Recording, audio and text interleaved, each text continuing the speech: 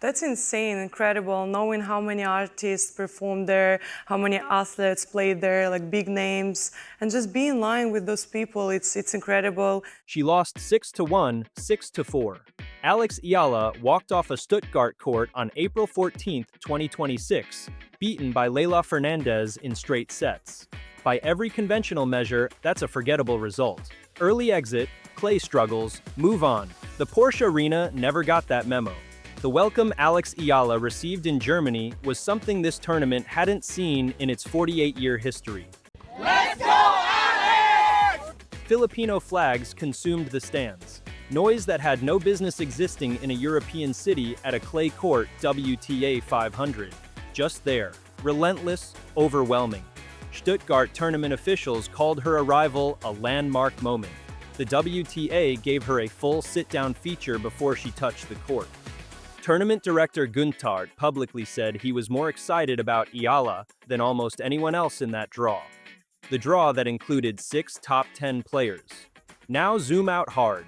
Aryna Sabalenka, the world number 1, 4 Stuttgart finals, 0 titles, the most haunted record in women's tennis, withdrew before this week even. Started. Injury, she said. Instagram post. Emotional farewell. Said she wanted that Porsche so badly. She never saw what Germany became the moment she left. Former ATP stars declared Eala a bigger crowd draw than Sabalenka on a major podcast. The word jealous got thrown around, and then Stuttgart happened, and Sabalenka got stunned by a scoreline she wasn't even present to witness. Hit subscribe. This channel covers the angles nobody else is touching. This goes much deeper than a first-round exit. Let's rewind 14 months. Because to understand what happened in Stuttgart, you need to understand where this entire thing actually started. March 20th, 2025, Hard Rock Stadium, Miami. A 19-year-old wildcard from the Philippines walks onto the court, ranked number 140 in the world. She has 2 wins and 14 losses in her WTA career at that point. She has never won back-to-back matches at tour level. Nobody outside the Filipino tennis community knows her name. Over the next 2 weeks, she beats Jelena Ostapenko, she beats Madison Keys, she beats Iga Swiatek, the then world number 2, a 5-time Grand Slam champion, in straight sets, 6-2, 7-5. She becomes the first Filipina to reach a WTA 1000 semifinal. She becomes the first Filipino to crack the top 100. She goes from ranked 140 to landing inside the top 75 in a single fortnight. Does really well, and I think there's a lot of things that make her opponents feel very uncomfortable. Tennis journalist Jose Morgado called it one of the most unexpected runs in recent WTA history. The WTA itself had no scheduling infrastructure ready for what was about to happen next. That's where the crowd story begins. That's where the jealousy angle was born. Long before Stuttgart, long before the Porsche Arena.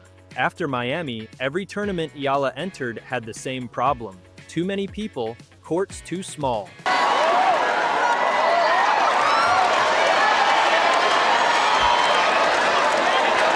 Fans arriving hours before her matches, flag in hand. At the 2026 Australian Open in January, the tournament scheduled her on Court 6, a mid-sized outer court.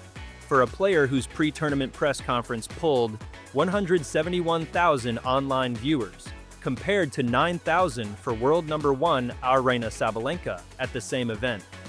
The queue outside Court 6 stretched back toward Rod Laver Arena. Security turned fans away. People watched on big screens outside in the Melbourne heat. Tennis reporter Ben Rothenberg publicly called the scheduling decision unwise before the first ball was even struck. Eala herself later described that Australian Open week on the Players Box podcast. She explained how a routine training session at the National Tennis Center became briefly dangerous. Fans pressing in from every direction with no security present. She had to shout for space. Then she had to push her way through. That's the level this had reached. In January 2026, and it wasn't slowing down, she moved to the Middle East swing straight after Australia, Abu Dhabi quarterfinal, Qatar first round, then Dubai, where she beat world number 7 Jasmine Paolini in the round of 32, 6-1, 7-6, before eventually falling to Coco. Golf in the quarterfinals, standing room only crowds in every city, the Dubai Tennis Championships, a tournament that has hosted the biggest names in the sport for decades, saw Eala's matches pull the kind of crowd energy those courts rarely witness. Absolutely, and that there's a certain stepladder that you have to go through before you get to elite sport. So it starts really in high school. By February 23, 2026, she was ranked 31st in the world, a player who was 140th just 11 months earlier. That's when the Nothing Major podcast conversation happened, and it turned into a moment that captured exactly what the tennis world was already whispering. Former world number 9. Sam Querrey asked it plainly, is she the biggest draw in women's tennis right now? Is she bigger than Sabalenka? Is she bigger than Coco? Steve Johnson answered without hesitating. He said yes. He compared the entire phenomenon to what Brazilian teenager João Fonseca had done on the men's side the previous year in Miami, where matches had to be moved from outside courts because the crowds were overwhelming. Johnson said Eala's pull had already outgrown that. He said wherever she goes, she demands at least the second largest stadium at any venue.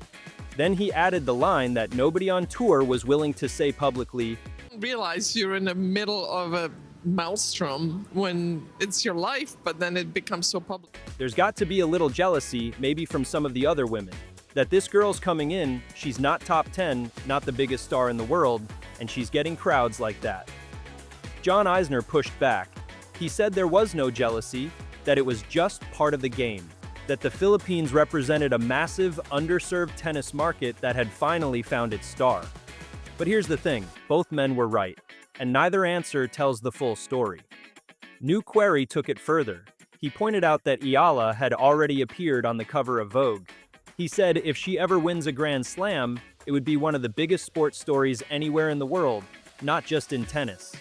That's not hyperbole from a retired player looking for content. That's a specific, measurable observation about a market of over 100 million people who have never had a global sporting icon in this sport. And that market travels. It showed up in Melbourne, it showed up in Dubai, it absolutely showed up in Stuttgart. And new, because jealousy in professional sports doesn't announce itself. It doesn't come in a press conference quote or a social media post. It shows up in the details. It shows up when the world number 1, a player who has been to 4 Stuttgart finals and never once won the title, sends out an Instagram story about how much she loves that tournament, how desperately she wanted that Porsche, and how devastated she is to miss it. And then you look at what that tournament became in her absence, and you sit with that for a moment. Sabalenka's Stuttgart record is one of the most painful sequences in women's tennis. She lost the 2021 final to Ashley Barty. She lost the 2022 and 2023 finals back-to-back to Iga Swiatek. She lost the 2025 final to Jelena Ostapenko 6-4, 6-1, a scoreline that was as brutal as it looks. 4 finals, 4 losses, 0 trophies, 0 Porsches. She entered 2026 as the dominant force in the sport, a 23-1 match record before April. Back-to-back Miami titles, Brisbane, Indian Wells. She was playing some of the best tennis of her career. Stuttgart was supposed to be the year the curse finally broke. Instead, she picked up an injury after Miami. She couldn't recover in time. And the tournament she has haunted for 5 years, the one that still owes her a car, ran perfectly fine without her. In fact, it didn't just run without her. It caught fire. A 20-year-old replacement entry walked into the Porsche arena, trained on the main court alongside Iga Swiatek. Hi everyone, I'm so excited to be back. Can't wait to be out on court and I hope to see you there. The screaming hit before Sat down for a full WTA feature interview before her first match, and turned a European clay court WTA 500 into a spectacle that had the tournament director publicly gushing. Guntard told reporters he couldn't wait to see Eala, that she was the player he was most excited about, in a draw that still contained 6 top 10 players. And then the Filipino fans arrived. Stuttgart,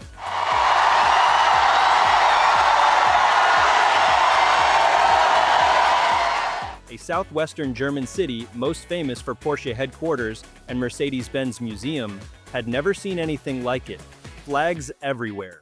Noise that had no business being that loud in an indoor clay venue in Central Europe. The crowd that followed Eala from Melbourne to Abu Dhabi to Dubai to Indian Wells to Miami didn't stay in Asia or North America. It followed her to Germany. She lost 6-1, 6-4 to Leylah Fernandez. Fernandez was clinical from the first game, breaking immediately, surging to 4-0, converting the pressure of a big atmosphere into clean, efficient tennis. In the second set, Eala briefly fought back from 5-2, down to trim the deficit to 4-5. But Fernandez steadied, held serve, and closed it out. By conventional scoreboard logic, it was a comfortable straight-set win. But anyone who watched that match, or anyone who was inside that arena, will tell you the scoreline was the least interesting part of what happened in Stuttgart that week. Because here's the uncomfortable truth that nobody in the upper end of the WTA draw wants to say out loud. Alex Eala doesn't need to win a match for the room to belong to her. She walked into a tournament as an unseeded replacement, lost in the first round, and still generated more noise, more media attention, and more cultural significance than most players in that draw will manage in their entire careers at that venue. The chair umpire had to ask crowds to quiet down during her matches at the Australian Open.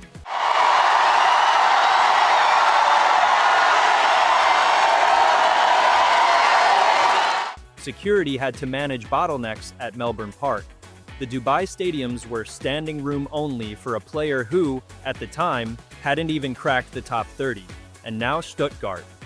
Steve Johnson's jealousy comment wasn't clickbait. It was a reasonable reading of a very real dynamic. When a player ranked outside the top 40 commands more crowd energy than the world #1 did at her press conference, and that's not speculation, those are viewer numbers. Something structurally has shifted in the sport's attention economy. That shift doesn't disappear when the tournament ends. It compounds. Eala will turn 21 in May. She is heading to the Mutua Madrid Open next, then Rome, then Roland Garros. Every event from here until the French Open is a chance for this phenomenon to keep building. And she hasn't even hit her ceiling on court. She's still finding her clay game, still navigating her first full season at this level, still working through a ranking that will dip after failing to defend her Miami semifinal points.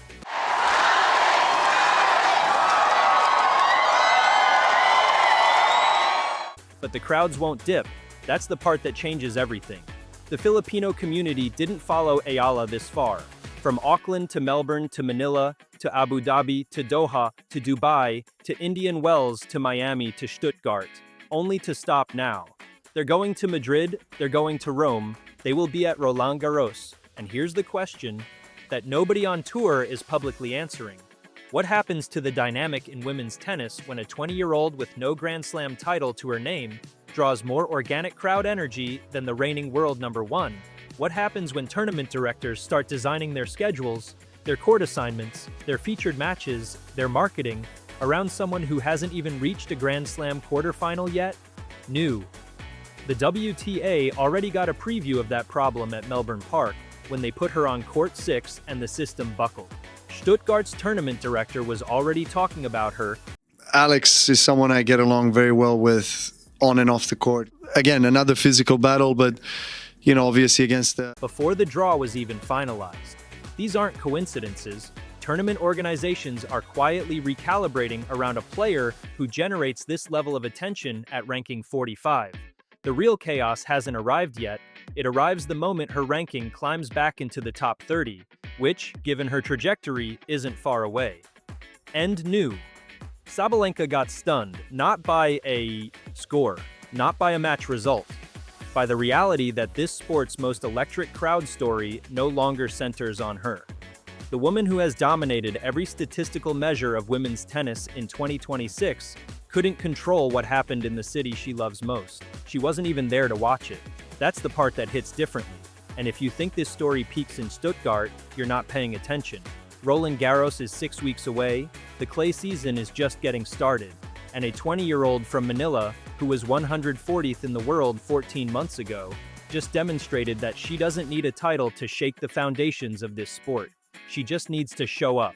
Of course, we have to mention Alex Eala, the incredible fandom coming, across the globe, especially from the Filipino community. So If you made it this far, you're exactly the kind of fan this channel is built for. Hit that like button, drop your thoughts in the comments. Do you think the jealousy is real, or is this all narrative? And if you haven't subscribed yet, do it now. Every week we come at these stories from the angle everyone else is too. Careful to touch. The next episode drops soon, and the clay season is about to get very loud.